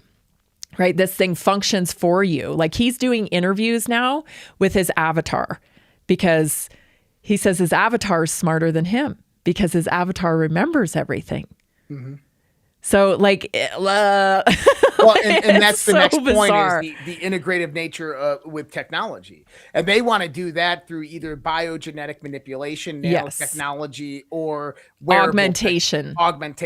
Yeah. And that's kind of scary. Yeah. I don't necessarily, I don't think I would do something like that. But I believe, as we've talked about before, that generations from now, they're not going to have to do that. That human biology will actually kick in the gear and begin evolving to adapt those skill sets without the technological integration or DNA modifications. And I honestly think that evolution itself, and people are like, evolution doesn't exist. No, Darwinian evolution is a scam, but evolution does actually exist, but it doesn't happen over long millions of year periods of time. It happens very, very fast and almost instantaneously. It happens in 10 to 20 year spurts or 100-year spurts, and a civilization will be completely transformed. And we are in one of those eras right now. And that I think that with this technological evolution that we're about to have, we're also going to go through a biological kind of convergence with that technology. And I don't mean like we're going to, put chips in our heads and stuff like that. I don't think we need to. I think that I think that AI is going to, and I think it'll actually be this first. AI is going to adapt the skill set to learning how the human neurological system operates in the context of thoughts. And I've explained this before, that a thought is a firing of your neural synapses in sequences and patterns, geometry over time. And that AI is going to learn how to read that and then communicate that back to you. And what I mean by that is it's going to be able to imprint that process of sequence of trillions of neurons firing over a period of time. And it's going to be able to imprint that back to you and communicate directly with your nervous system to where you can have one-on-one communication without speaking a word. They're doing that, right, with video games. So they have paraplegics now that can control the. But that's with Neuralink. Right. There's a device. But yeah, I think you're right. But listen, remember when I told you about how I've coined this term, technology-induced brain disorder? I was calling it a disorder. I'm calling it like a disease almost, because it's changing the way people think, right? I don't like it, because I see certain things in our culture that are disappearing. Things like nuance, things like sarcasm, okay? These things are disappearing, okay? But maybe it's not a disorder. Who am I to call it a disorder? Maybe this is the new human. This kind of, how there's a spectrum of autism? We call it autism spectrum. Right? Maybe this is the way the future is going, and we don't acknowledge it because as a positive, because we're like, this is weird, right? And I don't acknowledge it as a positive because I think it's more distance from your humanness. Not being able to detect nuance and tone of voice and sarcasm, to me, that's a problem. That's a disability. Okay. But in the future, that might not be a disability to other people because they won't even acknowledge it. You know what I'm saying? Yeah, I do. And I think that if you look at the left, and I hate to utilize the ideological aspect of it, but the left is like that. They look at us like we're nuts. Yep, they do. And they are almost kind of robotic in their nature. They believe that they have empathy when in actuality they have a void of empathy. Yes.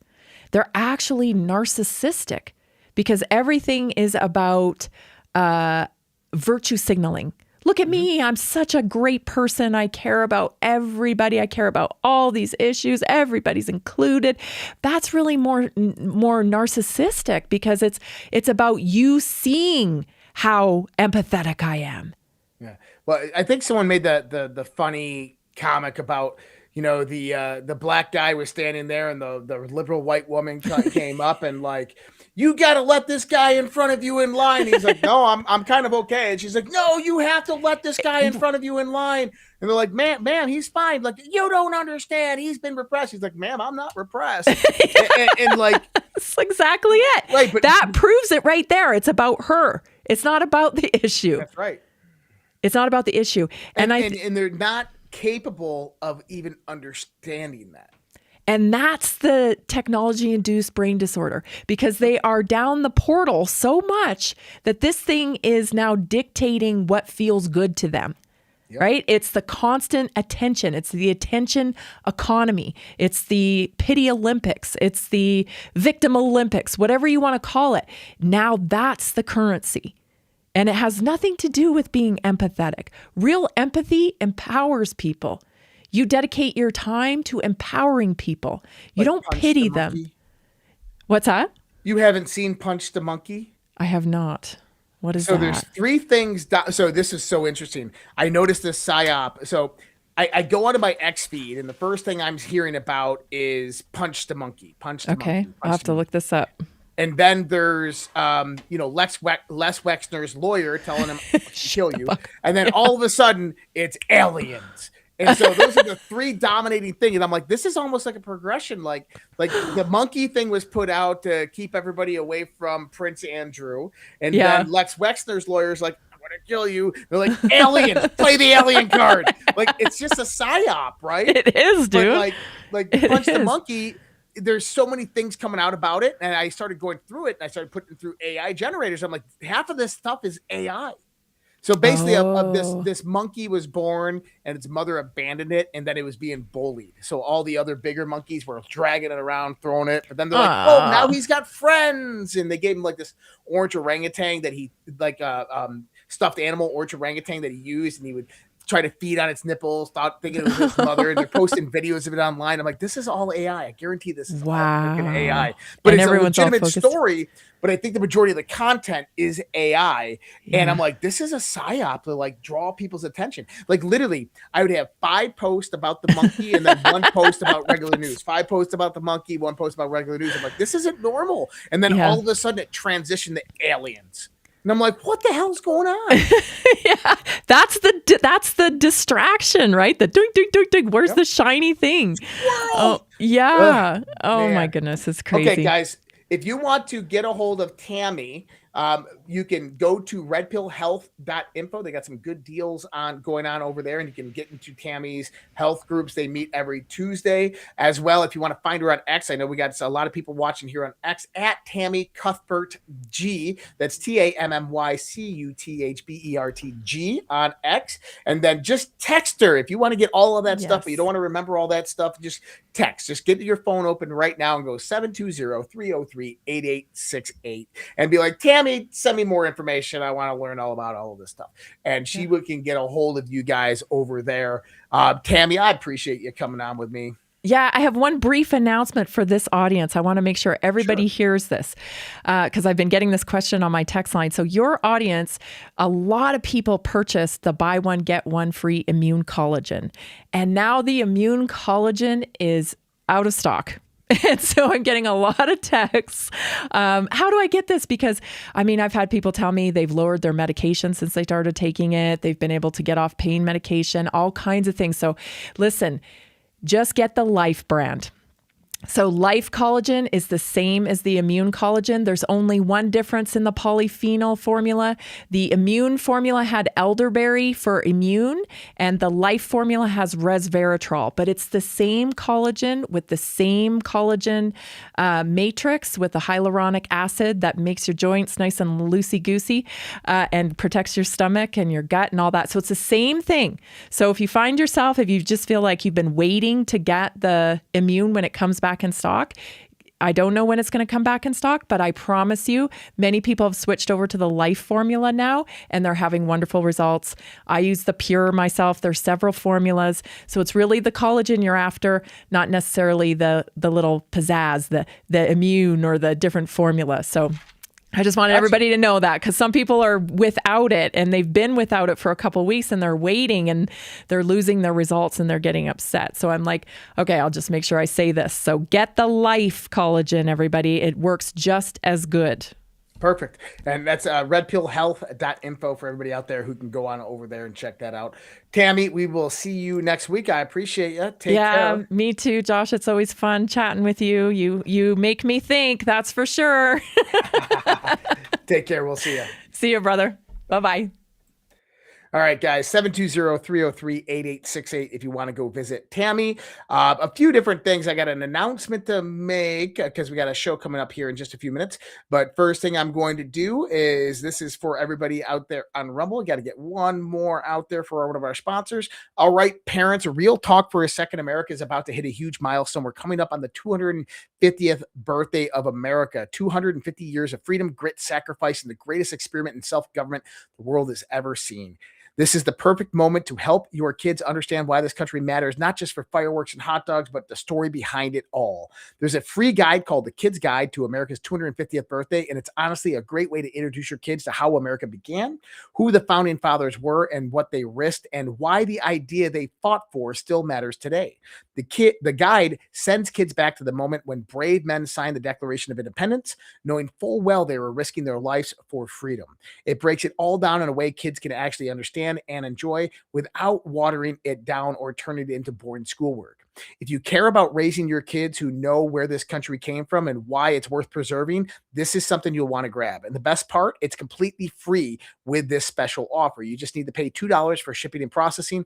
Just head to freeusabirthday.com. That's freeusabirthday.com. And the Kid's Guide to America's 250th Birthday is yours for your kids today. America's story matters. Make sure the next generation knows it. And by the way, I actually had a subscription with them for a long time when my kids were much younger and used to read them the stories out of them for bedtime and stuff like that. The Kid's Guide, I actually love them. They're awesome and support them. I believe it's I don't want to say who owns it, but I got an idea of who actually owns it, and they're good people. I'll give a shout out to Jack of Spades 23, tipped via the Rumble wallet for that $20 Rumble rant. Appreciate you, brother. Thank you so much. And everybody else who sent subscriptions and tips out there, thank you guys so much. I am heading on over to well, you'll see it coming up on my Rumble. So over watching the Guardian show tonight, myself and Alpha Warrior, that's going to be about an hour out. And tonight, interestingly enough, with the news that came out today, we are going to be talking about the alien conspiracy, the alien UFO conspiracy. We're going to be talking about Archuleta Mesa, Dulce Base. We're going to be talking about Antarctica. We're going to be talking about my experiences, potentially Alpha's experiences, and these types of things, and what is to come and why all this is happening. That is going to be on Overwatch and the Guardian tonight. So I hope you guys can join us on over there. I will have that show all scheduled out here in just about 15, 20 minutes. So I hope to see you guys all there. Other than that, I will see you guys tomorrow on the Daily Dose. And also Jeff will be back tomorrow with an episode of Conversations on the Fringe. So tomorrow, Daily Dose, I believe it's going to be at 6:30 Central, so 7:30 Eastern tomorrow, because we usually do it an hour early on Fridays, and then Conversations on the Fringe following right after. So keep up for that, and then a few blogs coming out this Substacks coming out this weekend. I'm just finishing up. I told you guys I had a research paper that I was doing, and then I had another one I was doing, and then I actually have a few different things about a lot of the topics we talked about this week coming out as well. So much love, respect. And if you guys want to visit us, go on out there and visit us over at redpills.tv, redpills.tv. Supporting us right there, give.redpills.tv, give.redpills.tv. That's our Give, Send, Go campaign. Help us hit our goal by the end of the month. That would be amazing. We're moving on up there, and I appreciate that everybody that's donated so far, but help us hit our goal. Go over the give.redpills.tv. And if you don't know what that link is, just go to redpills.tv. You can find the ways to support us over there. So much love, respect. God bless, guys. Take care. Have a great night. And we are going to see you in just a little while on Overwatch and The Guardian. So we'll see you then. Good night.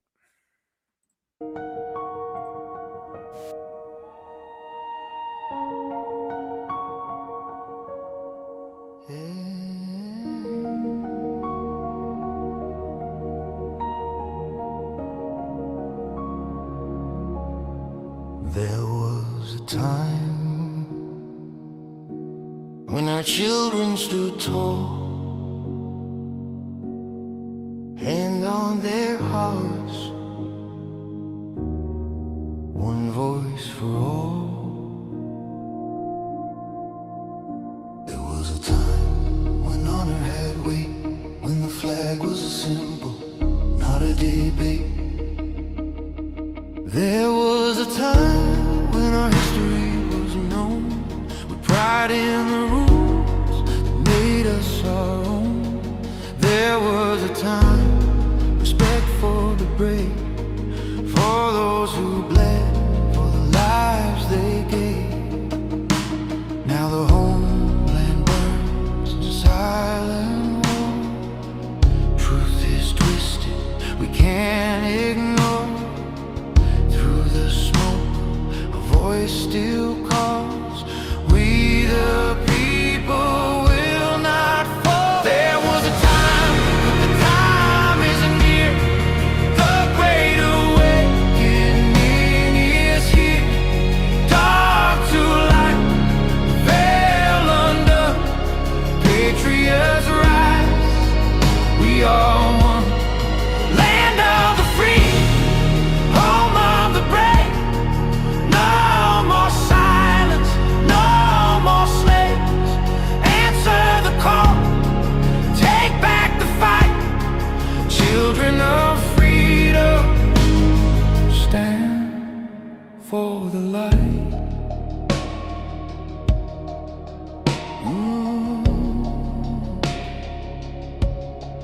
There was a time when truth was clear, when the media served, not ruled by fear.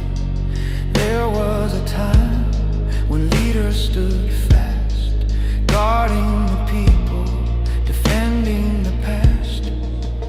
Now corruption wears a crown, lies are fed to tear us down. But Q said watch, and Q said see. The silent war will set us free. From the front lines, soldiers stare, wondering if we're still there. Their blood, their hope, their sacrifice will not be sold for a last price.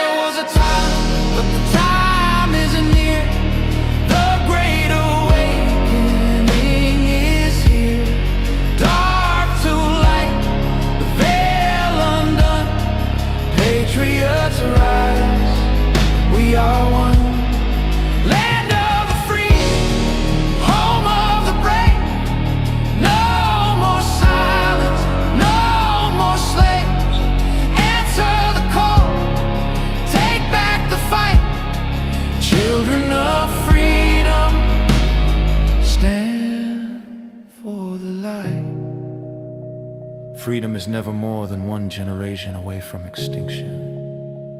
It must be fought for, protected, and handed on. Or we will spend our sunset years telling our children what it was once like in the United States where men were free. There was a time is near, the great awakening is here. Dark to light, veil undone, patriots rise, we are one. Land of the free, home of the brave, no more silence, no more slaves. Answer the call, take back the fight. Children of freedom, stand for the light. There was a time. There was a time. Now is the time. Do it. I don't have to tell you things are bad. Everybody knows things are bad. The air is unfit to breathe, and our food is unfit to eat. I don't know what to do about the depression and the inflation. I want you to get mad. I have come here to chew bubblegum and kick ass. And I'm all out of bubblegum. People should not be afraid of their governments. Governments should be afraid of their people. The more you fuck around, the more you're going to find out. These people are still a part of that system, and that makes them our enemy. We accept the reality of the world with which we're presented. It's as simple as that. I want you to get up right now and go to the window, open it, and stick your head out and yell, I'm as mad as hell, and I'm not going to take this anymore!